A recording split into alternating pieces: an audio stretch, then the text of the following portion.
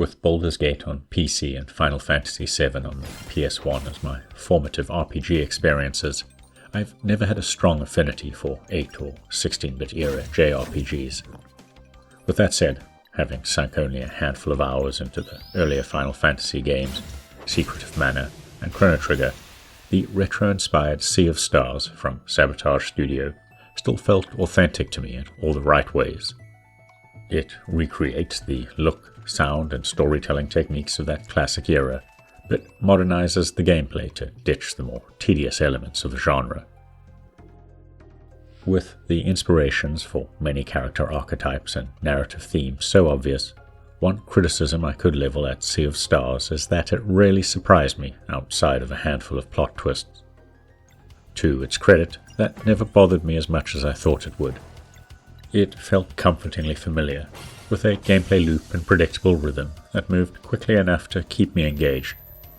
Brisk, concise dialogue and streamlined, puzzle-centric dungeons ensure the game has a constant sense of forward momentum, at least up to the point you decide to tackle the endgame tasks to trigger the true ending.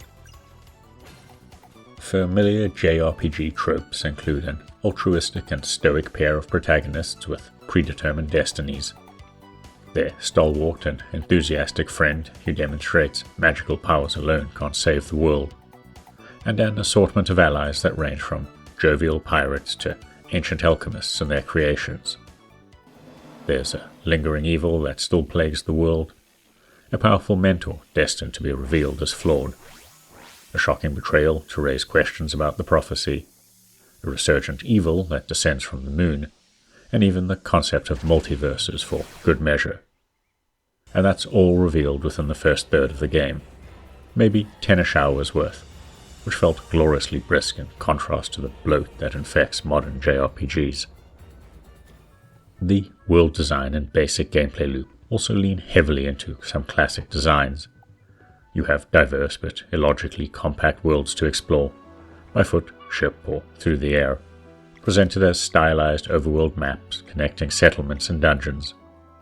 Story dungeon progression is controlled by access to traversal or puzzle abilities. Think manipulating time of day, a grappling hook, or water breathing, with hidden chests tucked away in previous locations becoming accessible too. Every dungeon has 2 or 3 doors that, in turn, require 2 or 3 keys or switches to open. Each dungeon also has a handful of combat encounters and a boss to defeat at the end. You could apply those descriptions to any number of 8 or 16-bit era JRPGs, but Sea of Stars uses modern flourishes and increased combat depth to create a game that feels more action-oriented and respectful of your time. Exploring puzzle dungeons is a JRPG tradition, but Sea of Stars features more vertical locations with fantastic jumping and climbing animations, while abilities like Windburst and a Grapple are manually activated, making the simple act of pushing around blocks or leaping gaps feel more hands-on. You're still railroaded down restrictive paths towards puzzle objects or battles, but exploration and traversal look and feel more exciting. Similarly, the turn-based combat has plenty of complexity, but also rewards timing-based actions to increase damage output or block a chunk of incoming damage. Visible turn markers in a menu-driven system for basic attacks, skills and items are accounted for, but Sea of Stars favors fewer, more involved battles over grinding basic mobs to stay ahead of an escalating difficulty curve. As an example, basic attacks become progressively less useful for dealing damage, but they restore mana and release live mana that your party can absorb to charge attacks with elemental damage, or enhance offensive and defensive skills, both essential for damaging tougher foes with physical and magical resistances, or recovering the party's health and mana quickly. Another interesting addition is the spell lock mechanic, an initially hidden grid of symbols representing damage types that appear above a foe preparing a spell. Using character skills or combos that involve 2 party members, breaking these spell locks within the turn limit becomes essential to disrupting powerful attacks that often damage the entire party. It may sound complicated and intimidating, but Sea of Stars is still accessible.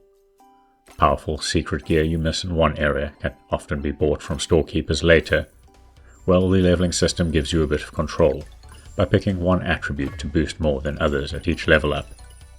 Lastly, you can find, buy and enable relics that function as assists. Think bonus health, boosted experience gain, or the ability to instantly see spell lock combinations, but they also offer options to increase the combat difficulty. The last point to touch on is the incredible presentation that plays on nostalgia as effectively as Square Enix's HD 2D remakes.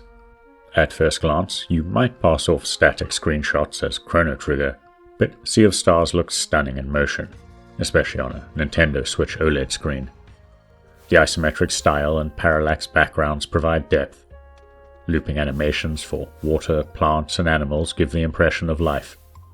Weather and other atmospheric effects look great, and the time-of-day mechanic, coupled with dynamic lighting and simulated reflections, set the mood.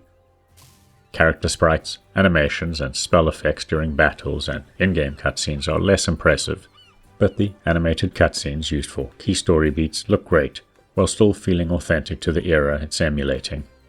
The music also deserves praise, with short but catchy tracks for each location and cutscene that further enhance the mood. And to wrap up, Sea of Stars is a smart, nostalgia-driven JRPG for an audience that no longer has the time they once had for the genre.